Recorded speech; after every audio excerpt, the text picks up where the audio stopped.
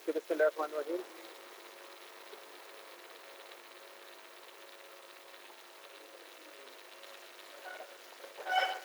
Okay students, تو آج ہم نے جو کام کرنا ہے وہ کیٹیگوریکل ویلیوز پر ہوگا کہ کیٹیگوریکل ویلیوز کیا ہوتی ہے اور ان کو ہم نے کیسے ڈیل کرنا ہے.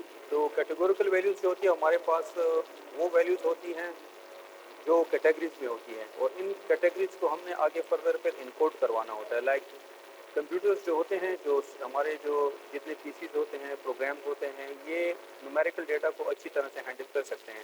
تو اسی ڈیٹا کو نومیریکل فارم میں کنورٹ کرنے کے لیے انکوڈنگ ہم کرتے ہیں. ٹھیک ہے، تو انکوڈنگ جو ہوتی ہے میرے پاس دو ٹائپس کی ہوتی ہیں. ایک کو ہم کہتے ہیں لیبل انکوڈنگ، ایک کو ہم کہتے ہیں ون ہاٹ انکوڈنگ. اگر ڈیٹا ہمارے پاس ریلیشنل ہے، لائک اس ڈیٹا کا ایک دوسرے کے ساتھ کوئی ریلیشن ہے، لائک میرے پاس ایک ڈیٹا ہے جس میں کہ ہائی، میڈیم، لو، یہ کیٹیگریز ہیں. ٹھیک ہے، تو ایسے ڈیٹا کے لیے لیبل انکوڈنگ ہم یوز کر سکتے ہیں. لائک اگر ہائی کو میں 1 دے دیتا ہوں، میڈیم کو میں 2 دے دیتا ہوں، اور لو کو میں 3 دے دیتا ہوں. ٹھیک ہے، تو یہ ابھی ایک دوسرے کے ساتھ ریلیشن شو کر رہے ہیں، تو اس کو کہتے ہیں لیبل انکوڈنگ. ایک اور مطلب ہمارے پاس ہوتا ہے one hot encoding. One hot encoding کیا ہوتی ہے؟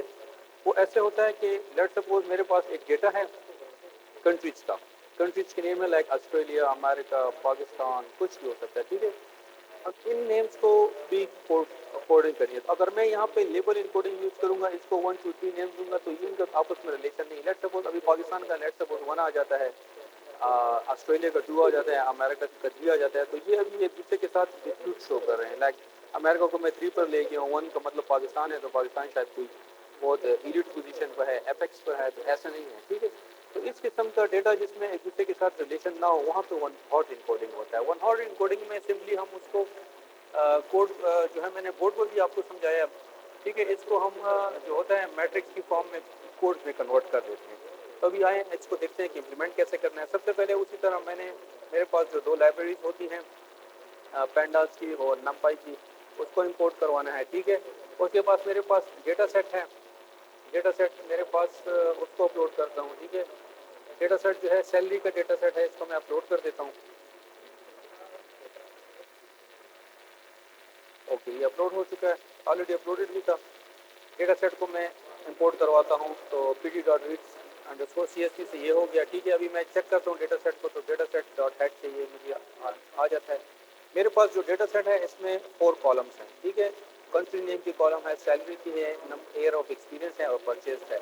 ابھی یہ کنٹریز کی جو کالم ہے، Dubai, Canada, U S A, in names کو کوڈ میں چینج کرنا ہے.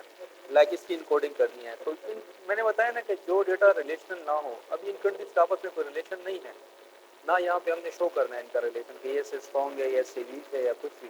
تو ایسی جگہ پہ ہم نے ون ہاٹ انکوڈنگ یوز کرنی ہوتی ہے.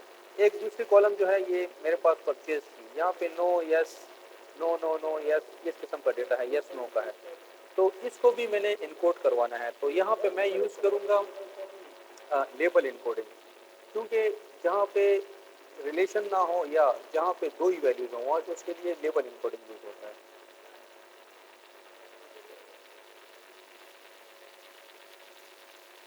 یہ سارا کام جو ہے ہم سائیکٹ لرن میں کرتے ہیں، سائیکٹ لرن لائبریری میں. تو میرے پاس سب سے پہلے ہم نے کرنا ہے from sklearn dot preprocessing import label encoder. sklearn کی جو پری پروسیسنگ ہے لائبریری میں، وہاں سے لیبل انکوڈر کو امپورٹ کروایا میں نے. ٹھیک ہے، اس کے بعد میں نے ایک آبجیکٹ بنایا ایل ای کے نیم سے. ایل ای اس کو میں نے لیبل انکوڈر کر دیا. ڈیٹا سیٹ جو ہے اس میں پرچیز کالم ہے، اس پہ میں نے اس کو پھر ٹرانسفارم کروا دیا. ٹھیک ہے، L E dot fit underscore transform سے. تو یہ جو کا میرا لیبل انکوڈنگ ہو چکی ہے پرچیز کالم کی. ابھی میرے پاس کنٹریز کی کالم رہتی ہے، اس کو کرنا ہے.